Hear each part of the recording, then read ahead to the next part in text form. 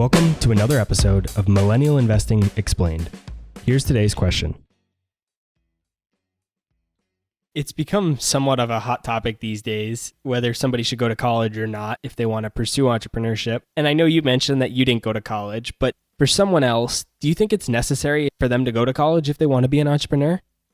Well, I'm biased, obviously. And so this is a really interesting topic that I'm very passionate about. And I, for the last 25 years of working with entrepreneurs, have asked that exact question. And so there's an entire chapter in this new book, Entrepreneurial Leap, on college or not, because what I've learned is in no way is this an anti-college book, and am I an anti-college guy? And so the question I would ask is, I would ask these successful entrepreneurs, is there anything you're learning from your degree that you're using as an entrepreneur? And in every case, they say no. So I got very biased for the first 15 years and was very biased. But then I started asking this second question. And the second question was, what did you learn in college that helped you become a successful entrepreneur? And it was a whole different answer, because I would then also say, knowing everything you knew now, would you go back? And most of them would go back to college. And what they said that they learned, though, was not about the academics. It had more to do with the social benefits and the testing ground.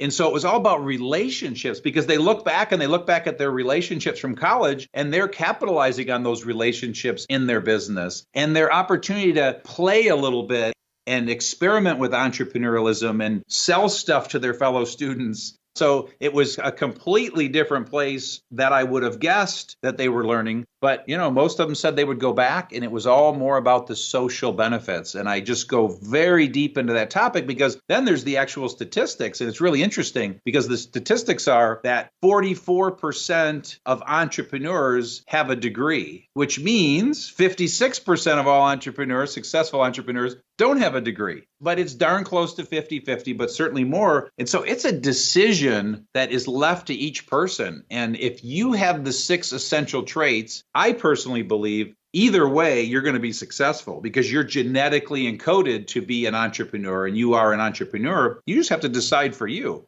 For me, I'd love to go study psychology for a couple of years, because I'm very passionate about that. But again, I knew for me, academics were not for me. I had to get as far away from academia and get to work as I possibly could. Once I graduated high school with my solid 2.3 GPA. So anyway, it's an individual decision. I write an entire chapter on it, all the facts, a list of successful entrepreneurs that have a degree, successful entrepreneurs that don't have a degree. And so it's a personal decision.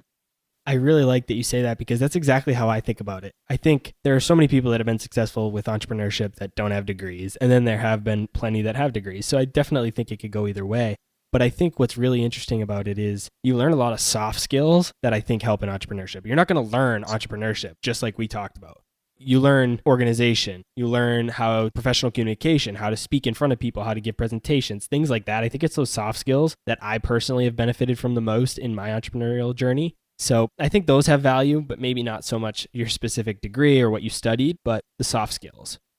Yeah, it's interesting, because as I think about it, it probably took me a little longer to develop my soft skills, because I had some pretty hard skills, taking the battle-hardened approach that I'd taken. So that's really insightful.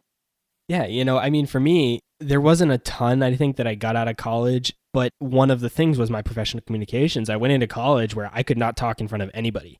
Then I had a professional communications class. The professor was amazing. And now, I host a podcast. I talk to people. I host networking events. I do all kinds of things where I talk in front of people all the time, and I'm super comfortable with it. And I can pinpoint that back to that exact class. And that's exactly how I got over that leap.